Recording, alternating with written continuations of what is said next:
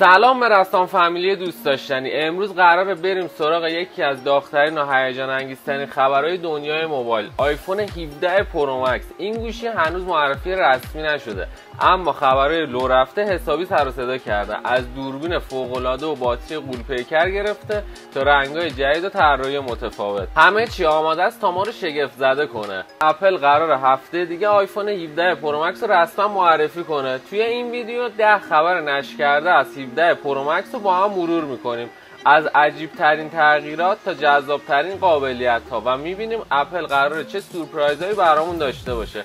پس حتما تا آخر ویدیو با من باشین، چون این ویدیو پر از نکات هیجان انگیزه و قول میدم هر لحظهش ارزش دیدن داشته باشه. اول از همه بریم سراغ بدنه آیفون 17 پرو مکس، چون این بار اپل یه تغییر بزرگ توی متریال داده. همونطور که شایع شده فرم گوشی از آلومینیوم ساخته شده، ولی نه هر آلومینیومی. اپل ظاهرا از آلومینیوم سبک و مقاوم استفاده کرده که هم گوشی رو محکم نگه میداره، هم باعث میشه که سبکتر از نسل قبلی باشه. پشت گوشی هم ترکیبی از شیشه و آلومینیوم سرامیکیه، یعنی نه فقط ظاهر لوکس داره بلکه مقاومتش هم توی خش و ضربه افزایش پیدا کرده.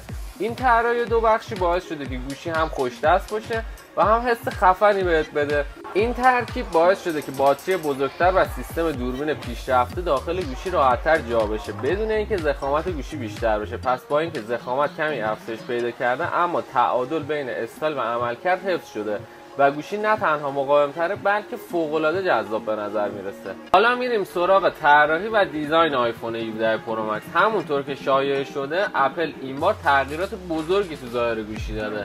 داینامیک آیلند کوچیک‌تر شده، ظاهرا جای لوگوی اپل هم کمی جابجا شده تا جلوه کلی پشت گوشی تمیزتر و جذابتر باشه. اپل سعی کرده ترکیب زیبایی رو حفظ کنه. گوشی خوش دست، لوکس و در عین حال مقاوم هستش. حالا برسیم به خبر داغ قیمت. طبق شایعات قیمت پایه آیفون 17 پرو مکس حدود 950 یورو تو اروپا است. تقریبا 1499 دلار هم تو آمریکاست. یعنی با توجه به طراحی جدید، باتری بزرگ و دوربین فوق‌العاده، این گوشی واقعا یکی از پرچم‌دارای سطح بالا و جذاب اپل به حساب میاد. حالا میرسیم به بخش جذاب رنگا. آیفون 17 پرو مکس علاوه بر رنگ‌های کلاسیک مشکی و سفید چند تا رنگ جدید هم داره. نارنجی مسی و آبی تیره.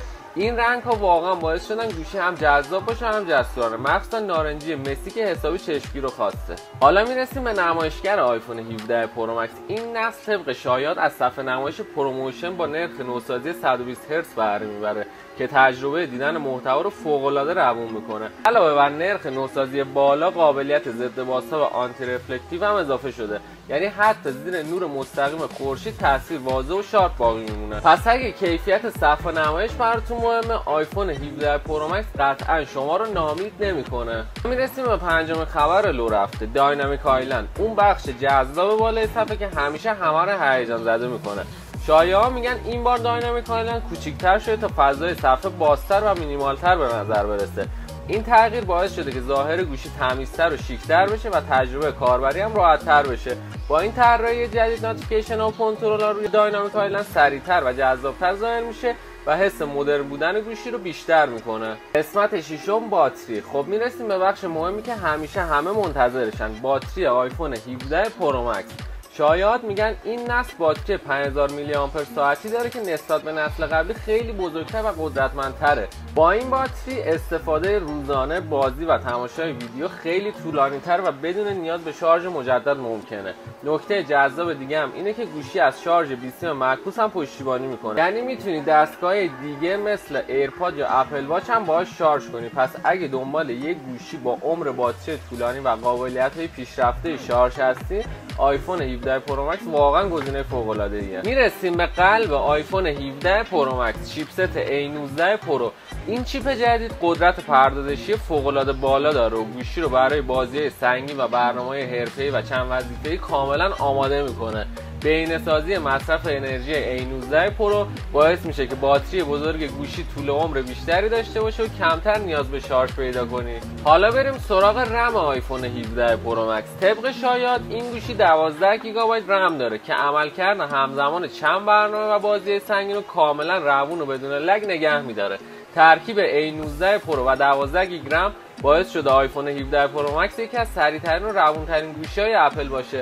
تا هیچ محدودیت کاری نداشته باشی. این رم بالا مخصوصا برای کاربرایی که مالتی تاسک حرفه‌ای علاقه دارن یه خبر فوق‌العاده است. قسمت نهم دوربین. حالا میرسیم به بخش هیجان انگیز و جذاب، دوربین آیفون 17 پرو مکس. طبق شایعات دوربین 17 پرو مکس از دوربین 48 مگاپیکسلی با زوم اپتیکال متغیر 5 تا 8 بهره میبره. این یعنی میتونی عکسای فوق‌العاده شارپ با جزئیات بالا حتی از فاصله‌های دور بگیری بدون اینکه کیفیت تصویر کم بشه. علاوه بر عکس، فیلمبرداری 8K و قابلیت دوال ویدیو کپچر هم به این دوربین اضافه شده و میتونی تجربه حرفه‌ای داشته باشی. این دوربین با پردازنده A19 پرو و رم 12 گیگابایتی ترکیب شده تا عملکرد سریع بدون لگ با پردازش تصویر فوق‌العاده ارائه بده. نکته جذاب دیگه هم اینه که با قابلیت جدید دوربین باعث شده حتی تو نور کم و محیط‌های چالش برانگیز هم عکس‌ها و ویدیوهای حرفه‌ای ثبت بشه. دهمین و آخرین خبر از 17 پرو مکس، از قابلیت‌های فوق‌العاده حرفه‌ای دوربین آیفون 17 پرو مکس دوال ریکوردینگ. این قابلیت به شما اجازه میده همزمان با دو لنز مختلف فیلم بگیری، یعنی میتونی هم نمای وسیع و هم زوم شده رو با هم ثبت کنی. علاوه بر این گوشی از فیلمبرداری 8K هم پشتیبانی میکنه که کیفیتی فراتر از هر آیفونی که تا الان دیدیم ارائه میکنه. ترکیب دوال ریکوردینگ با پردازنده A19 پرو و رم 12 گیگابایتی باعث میشه همه این قابلیت‌ها با سرعت بالا بدون لگ کار کنه، حتی موقع فیلمبرداری در محیط‌های چالش برانگیز نور. خب اینم از 10 خبر نشر کرده آیفون 17 پرو مکس، از طراحی جدید و متریال مقاوم گرفته تا رنگ‌های جذاب، صفحه نمایش ضد بازتاب، باتری غول‌پیکر، چیپست A19 پرو و رم 12 گیگ، دوربین فوق‌العاده با کیفیت فیلمبرداری 8K و دوال ریکوردینگ. همه چی دست به دست نمونده تا این آیفون یکی از هیجان انگیزترین نسل‌های اپل باشه. فقط یادتون نره اپل قراره هفته دیگه رسما آیفون 17 پرو مکس رو معرفی کنه، پس باید منتظر بمونیم ببینیم کدوم یکی از این شایعات واقعیت پیدا میکنه. حالا نوبت شماست. به نظرتون کدوم تغییر آیفون 17 پرو مکس بیشتر هیجان انگیزه؟ دوربین، باتری یا طراحی جدید؟ نظرتون رو تو کامنت ها برام بنویسین و یادتون نره برای حمایت از ما لایک کنین و اگر توی رسام فامیلی نیستین سابسکرایب کنین تا ویدیوهای بعدی رو از دست ندین.